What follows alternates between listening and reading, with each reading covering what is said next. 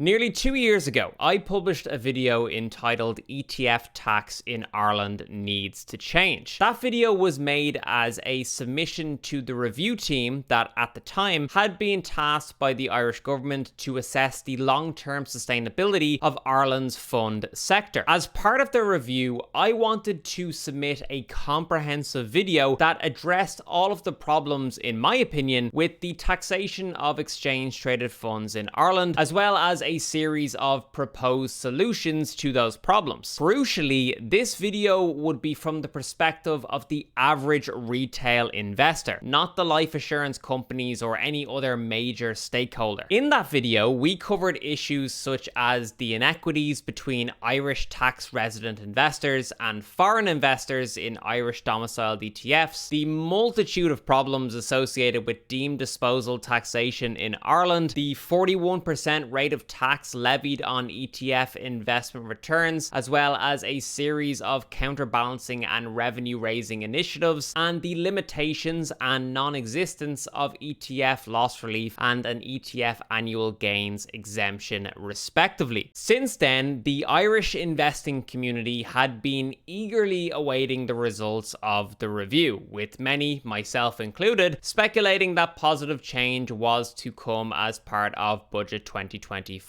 But we quickly found out that the recommendations of the review team would not be adopted as part of Budget 2025, which was disappointing to say the least. However, the good news is that the full report of the review team has since been published, and to say that it's a positive outcome for Irish retail investors would largely be an understatement. What's more, Jack Chambers has already come out saying that he personally would back the measures suggested by the review team for consideration as early as next year. So in this video, I want to take a quick look at the recommendations of the review team and to provide you with some thoughts on what's next for the taxation of ETFs in Ireland. Because while all of these suggestions are certainly positive, I do have some concerns, but we'll get to them later in the video. The first thing that I was really happy to see was that alongside my own submission, there were an additional 139 submissions from private individuals. So thank you to anyone who took the time to voice your own thoughts and opinions. It really is the real life experience of boots on the ground investors that is of most importance when it comes to shaping the future of ETF taxation in Ireland. And through your submissions, you have played a pivotal role in safeguarding the future of ETF investing in this country. Now, to cut to the chase, the three major recommendations in the report with respect to the taxation of Irish domiciled funds and equivalent products were as follows. Number 1, remove the 8-year deemed disposal requirement. Number 2, align the rate of tax applicable to investment funds with that of capital gains tax, currently 33%. And number 3, allow for a limited form of loss relief on ETFs. Now, these proposals address nearly every major point mentioned in my original video submission to the review team, which is fantastic because it means that the perspective of the average retail investor is being accounted for here. But let's be clear, these are just recommendations for the time being. A future finance minister and his or her government is ultimately the one that's going to be responsible for implementing these recommendations into tax law. The report itself mentions some interesting comments, findings, and observations. For example, with respect to Irish participation in capital markets, it was noted that Ireland is a leading global domicile for investment funds, but yet has very low direct retail participation. Building an investment culture is important to ensuring savings for retirement, as well as savings which can be invested in the economy. New digital distribution channels and support for financial literacy efforts will assist in reducing the barriers to participation. For context, Irish domiciled ETFs host over €1 trillion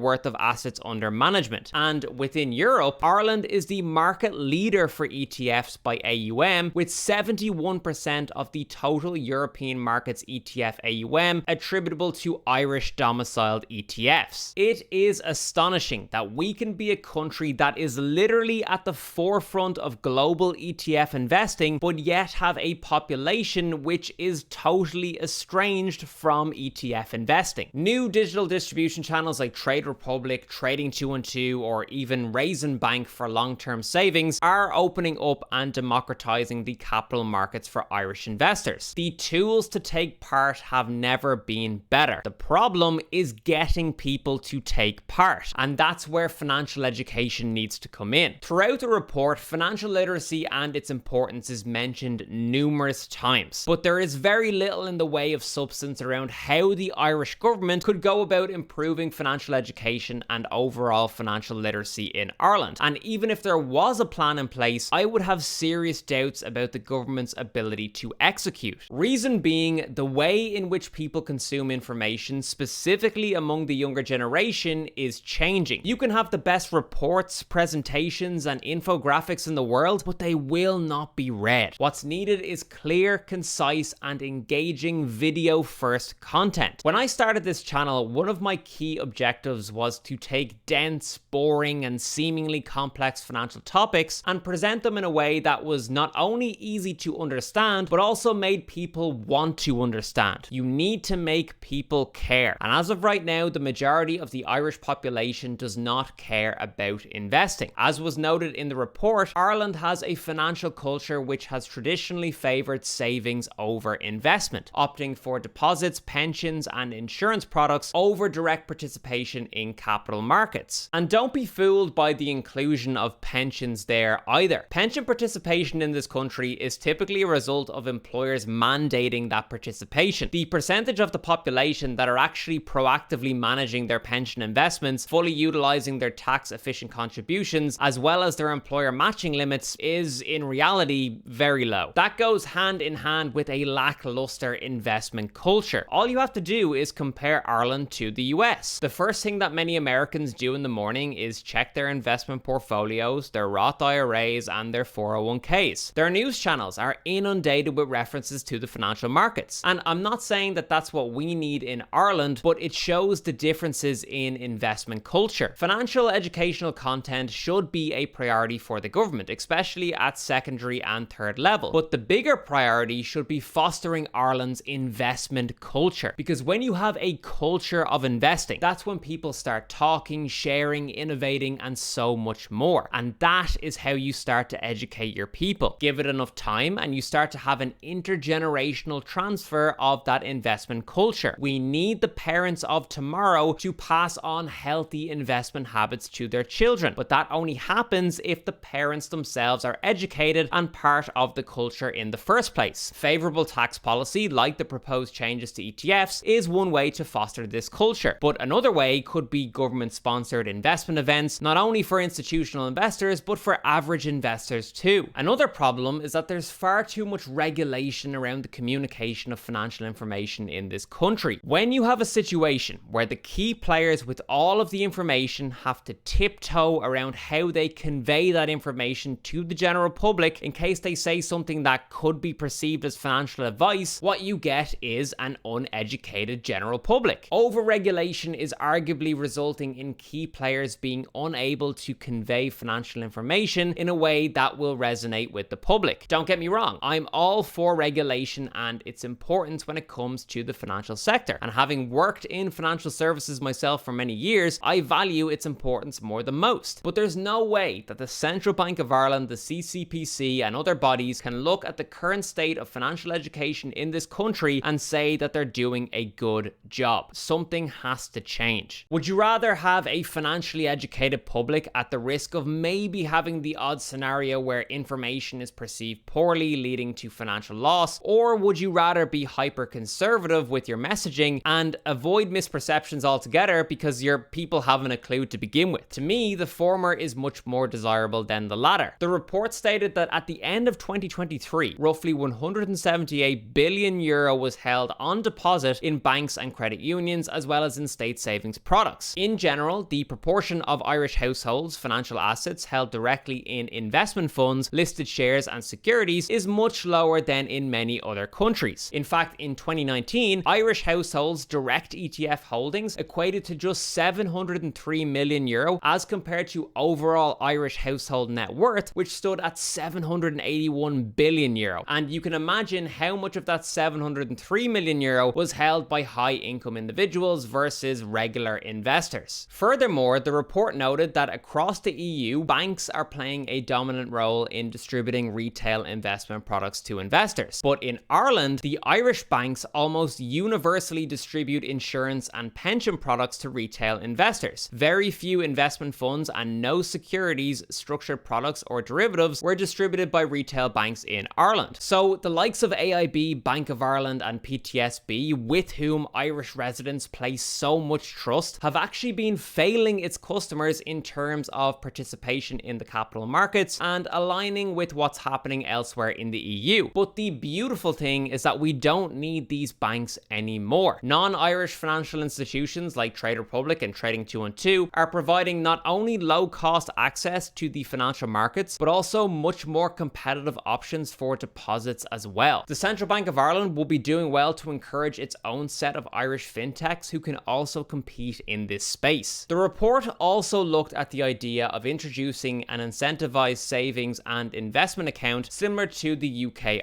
ISA, but it was the view of the team that, quote, the measures proposed for amending the existing taxation of investment funds and life assurance products should be prioritized as these proposals address the most substantive issues raised by the Commission on Taxation and Welfare, the public consultation, and during stakeholder engagement. Adding an additional tax regime for savings and investment to an already complex framework would not on its own assist in simplification and harmonization for taxpayers. And I would be inclined to agree. This is Ireland we're talking about, and so it's important to be realistic about what can be achieved in the short term. Biting off more than we can chew and losing sight of the most important fundamental changes would be a recipe for disaster. But absolutely in the medium term, an incentivized investment account akin to the ISA is desperately needed. That brings me on to the concerns that I have around this report and the future. You've likely heard that pensions auto-enrollment is being introduced in Ireland in 2025, but what you probably didn't know is that the proposal for this scheme was first put forward to government in 2006. Nearly 20 years of inaction and kicking the can down the road have gone by, and this scheme still isn't in place. Point being, there is a tendency to put savings and investment related policies on the long finger in this country, and to make matters more complex, we're now staring down a general election, meaning that the ministers responsible for commissioning this report and supporting its findings may not even be in government by the time the next budget rolls around. As I said, it will be the responsibility of the next government to ensure that the recommendations of the review team and the Commission on Taxation and Welfare are implemented into tax law. But there's no surefire guarantee that that will happen, and for that reason, I remain cautiously optimistic about the future. Do I think change will happen? Yes, I do. Am I certain as to when that change will happen? Sadly not. But my hope is that my hesitations will be proven to have been unnecessary and that we'll see positive change next year. But let me know, what are your thoughts on the report and the proposed tax changes to ETFs? Are you optimistic for the future of ETF investing? Leave a comment down below. Thanks very much for watching, and I'll see you in the next one.